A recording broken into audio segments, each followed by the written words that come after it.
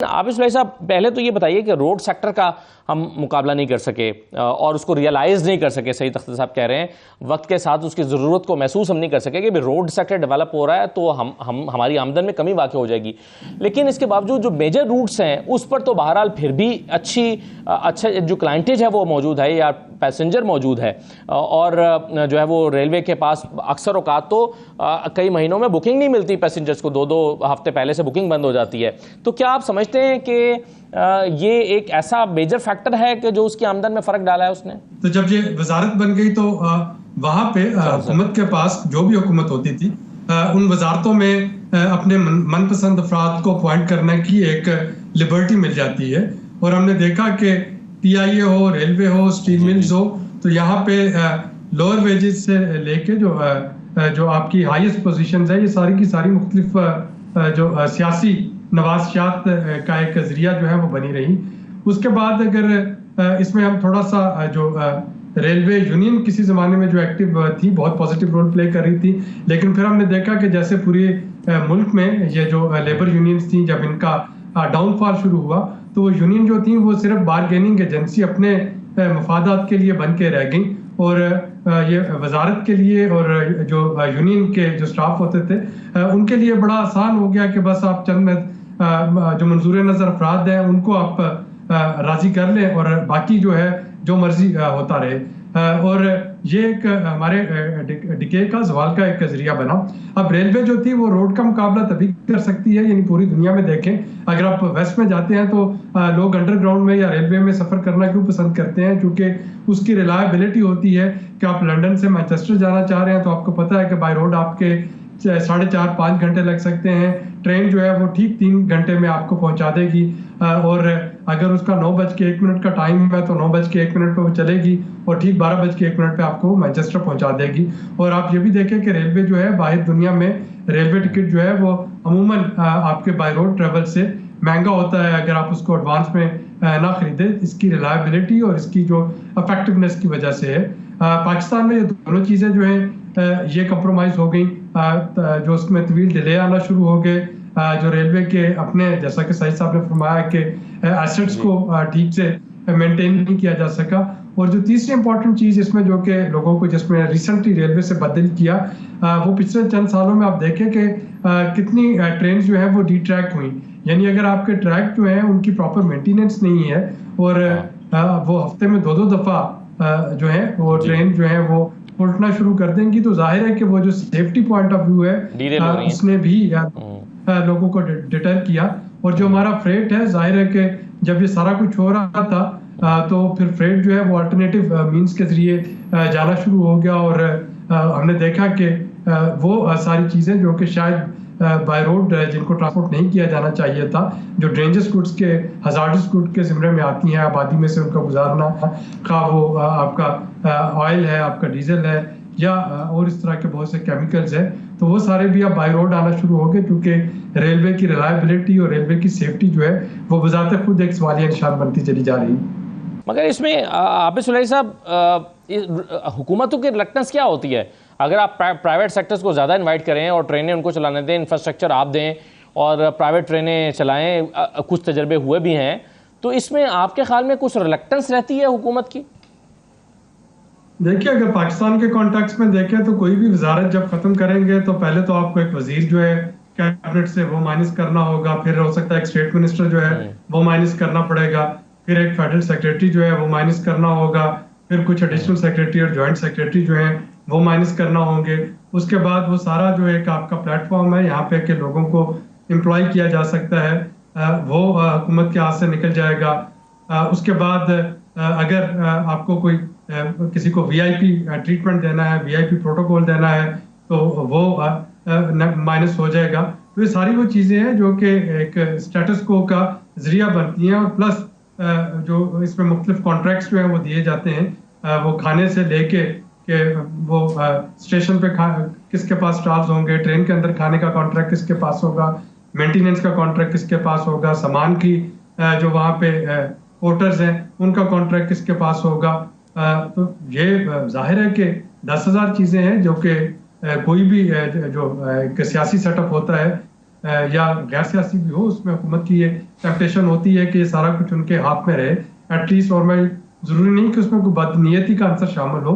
उसमें जो इम्पोर्टेंट चीज़ है कि वो एक डिस्क्रिप्शन जो है वो हुकूमत अपने पास रखना चाह रही होती है कि वो इन्फ्लुएंस कर सके, किसी को अब्लाइज कर सके, किसी को पिनलाइज कर सके। और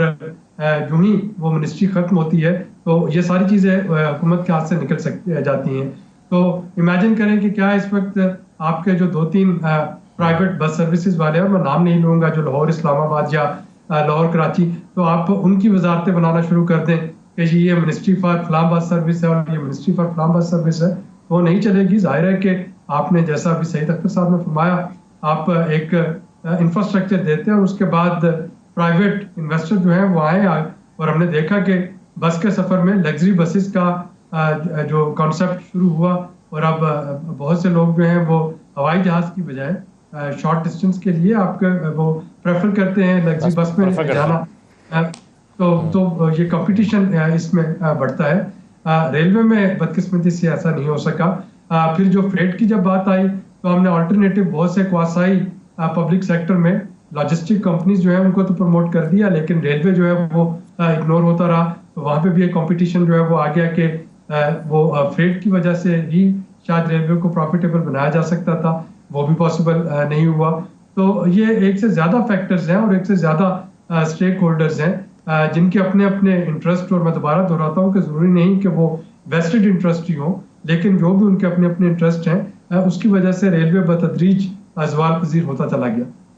आबिद सुलैरी साहब, सर ये अब एक तो ये डिस्प्यूट है, क्या सूबे और वफाक बैठ के डिस्प्यूट खत्म नहीं कर सकता कि ये ज़मीनें हैं किसकी, वफाक की हैं या सूबों की है? और ये पड़े पड़े तो कुछ भी नहीं कर रही हैं, इसको ज़ाहिर है इस्तेमाल में लाया जा सकता है, वो किसी ना किसी को फ़ायदा दे सकती हैं। इवन अगर वो रेलवे की मिल्कियत में भी हैं तो रेलवे भी उसको यूटिलाइज़ करके रेलवे को चलाने के लिए एक सोर्स ऑफ फंडिंग बना सकता है। और जब भी हम किसी इदारे की प्राइवेटाइजेशन की बात करें, PIA की बात करें या स्टील मिल की बात करें, तो उसके एसेट्स पर सवाल उठ जाता है। PIA के जी ये रूजवेल्ट होटल है, उसके एसेट्स हैं, उसका क्या होगा? तो ये एसेट्स या ज़मीनें जो है रेलवे की, ये प्रॉब्लम है या प्रॉब्लम का सलूशन हो सकती हैं? देखिए, इसको प्रॉब्लम का सलूशन बनाया जा सकता है। अल्टीमेटली तो ये स्टेट ऑफ पाकिस्तान की ज़मीनें हैं और उसके बाद फिर इस पर फेडरल या प्रोविंशियल जो भी है वो बाद में इसका सवाल उठता है। जो रेलवे को पिछले एक दहाई में प्राइवेटाइज करने की जो एक दफ़ा बात हुई और नहीं किया गया, तो जाहिर है कि उसमें ML2 को भी हमें टच करना चाहिए कि वो जो था आपका रेलवे के जो चाइना के साथ मुआहदे कि क्या वो होंगे और कौन सी गेज होगी, वाइडर गेज होगी, कितना उससे लोन मिलेगा, उस लोन की शराइत क्या होंगी, उसकी कॉस्ट क्या आएगी। फिर उसकी कॉस्ट को रिवाइज भी करवाया गया और उससे रिवाइज कास्ट में भी इसको स्टार्ट नहीं किया गया। तो एक तो वो भी इसका एक, जब आप जिक्सा पजल में सारे टुकड़े लगाते हैं तो वो पहलू भी आता है कि इसको ये कोशिश भी की गई थी कि शायद चाइनीज इन्वेस्टमेंट के जरिए रेलवे जो है उसको रिवाइव करवाया जा सके, और वो भी नहीं हो पाई। अब इसकी जो ज़मीनों की बात है तो उसको तो मेरा ख्याल है कि जिस तरीके से इस वक्त सिंगल विंडो ऑपरेशन का जो है दौर चल निकला, SIFC की अगर आप बात देखते हैं तो वहाँ पे भी एक single window operation investor facilitation के लिए बना दी गई है। तो इसको कुछ इसी तरह का कोई आप जो है फोरम उसमें, या CCI है, काउंसिल ऑफ कॉमन इंटरेस्ट है, वहाँ पे भी सूबे और वफाक मौजूद है, तो वहाँ पे इसको वंस फॉर ऑल डिसाइड कर लिया जाना चाहिए कि ये ज़मीनें जो है इनका क्या करना है, बजाय इसके कि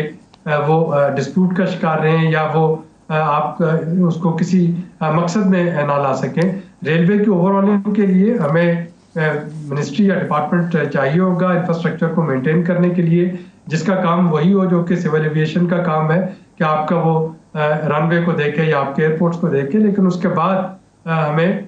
ये रेलवे को PIA नहीं बनने देना चाहिए। वहाँ पे आप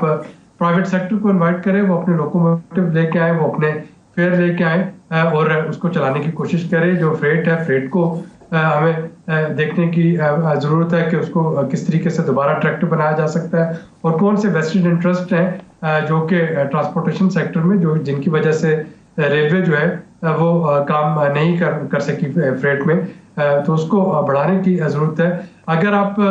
थोड़ा सा इसको आगे लेके चलते हैं और इस वक्त जो दुनिया में स्पीड ट्रेन्स का दौर चल रहा है, अगर कोई थोड़ा सा भी इंफ्रास्ट्रक्चर को मेंटेन करते हुए अगर आप लाहौर कराची या लाहौर इस्लामाबाद या लाहौर पेशावर के दरमियान एक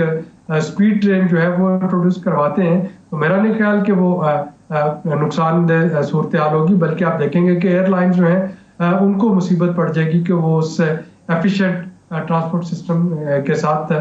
कैसे कम्पीट करें। इसमें बहुत ज़्यादा पोटेंशियल है पब्लिक प्राइवेट पार्टनरशिप में भी और प्राइवेट ओन इनिशिएटिव्स के जरिए भी, बशर्त ये है कि इसकी जो रेगुलेशन और इसकी जो मॉनिटरिंग है, वो इंफ्रास्ट्रक्चर है, मेंटेनेंस वो ठीक कर ली जाए, और इसमें से वो जो सरप्लस है